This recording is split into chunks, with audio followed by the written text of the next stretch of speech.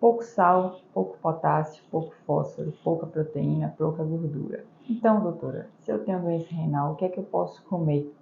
Olá, meu nome é Maria Gabriela, sou nefrologista e trabalho diariamente no cuidado de pacientes com doenças renais. Essa é uma das dúvidas mais frequentes que eu escuto no consultório. Nesse vídeo, nós vamos dar 3 dicas fundamentais para uma alimentação balanceada na doença renal crônica. Fiquem ligados, pois essas dicas podem fazer toda a diferença nesse pilar tão importante da saúde renal. Primeira dica: conheça seus alimentos. É importante entender a diferença entre alimentos in natura, alimentos processados e alimentos ultraprocessados.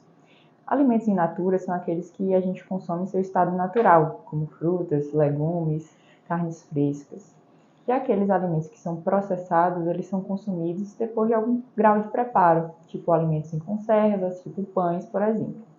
E por fim, os ultraprocessados são aqueles alimentos que são altamente industrializados, que eles já receberam aditivos, conservantes para chegar na sua forma de preparo.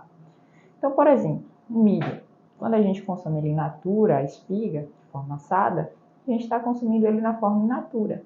Já quando a gente compra ele na forma enlatada, teve algum grau de processamento para ele chegar naquela forma de produto.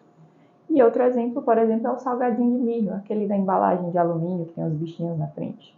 Ele passou por adição de várias substâncias nocivas para a saúde, de aditivos, para chegar nessa forma de consumo. Uma dica prática sempre que o paciente deve fazer, o familiar de quem tem doença renal crônica, é olhar a lista de ingredientes. A gente encontra lá alimentos que às vezes têm nos seus ingredientes componentes que a gente não encontra na cozinha, nomes estranhos, nomes de componentes químicos.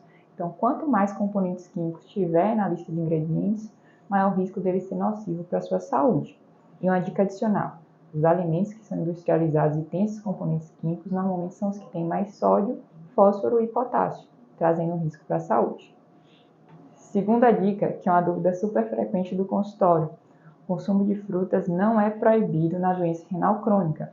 Frutas como a maçã e o abacaxi, por exemplo, têm um baixo teor de potássio, podendo ser consumidas. Inclusive, aqui na descrição do vídeo eu vou deixar um link com um artigo da Sociedade Brasileira de Nefrologia mostrando quais alimentos têm mais potássio e menos potássio. O controle do potássio é um ponto primordial do cuidado da doença renal, mas proibir frutas não é um caminho saudável para a gente chegar nesse desafio. O acompanhamento nutricional ele ajuda muito a gente a organizar tanto as quantidades quanto os tipos de alimentos que devem ser consumidos. Mas pensa comigo, o que é mais saudável do que consumir uma fruta? É difícil até responder essa questão. O acompanhamento nutricional ele é primordial para ajudar a gente nesse tipo de cuidado na doença renal. Por fim, a terceira dica: tenha atenção no preparo dos alimentos. Isso é um hábito que deve ser feito por todo paciente que tem doença renal crônica, por seus familiares, quem cuida deles, tá? Quando a gente está cozinhando alguma receita, a gente tem sempre 4 componentes que vão estar presentes, preste atenção: a gordura, sal, açúcar e alguns óleos. Quando a gente minimiza a adição desses componentes de preparo dos alimentos, a gente consegue ter um controle melhor do que está sendo ofertado. Então, sempre pensa que quanto menos sal eu usar no preparo, por exemplo, de uma carne, melhor. Quanto menos açúcar eu utilizar no preparo de algum bolo, alguma massa, melhor. Então, a gente agrega mais saúde quando a gente utiliza menos componentes nesse processamento, nesse preparo dos alimentos. Lembrar que se alimentar em casa, preparar as refeições, também dá um maior controle e um maior poder nessa observação do que consumir alimentos fora de casa, por exemplo. Isso não é proibido na doença renal, mas é uma forma da gente conseguir uma alimentação de maior qualidade. Um ponto também que é uma dica importante lembra daquele cubinho de tempero que a gente encontra às vezes no supermercado? Ele tem normalmente 1/3 da quantidade de sal que deve ser consumida no dia de um paciente que tem doença renal crônica. Então, evita ao máximo consumir esse tipo de tempero. Prefere temperos naturais, aí diretamente isolados, não um preparo pronto nessa forma de cubinho que a gente já conhece, tá?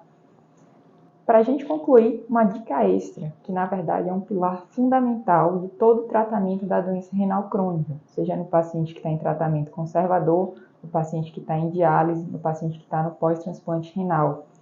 O acompanhamento nutricional ele é essencial, ele precisa ser feito para atingir um sucesso maior no acompanhamento da doença renal crônica, tanto para a gente alinhar o contexto clínico do paciente, seus objetivos, seus gostos, seu contexto familiar e cultural, com a doença renal crônica. Bom, se você gostou desse vídeo, se você está procurando mais conteúdo sobre a doença renal crônica, sobre a saúde renal, não esquece de se inscrever aqui no canal, curte nosso vídeo e a gente vai estar postando mais conteúdos acerca da doença renal crônica por aqui.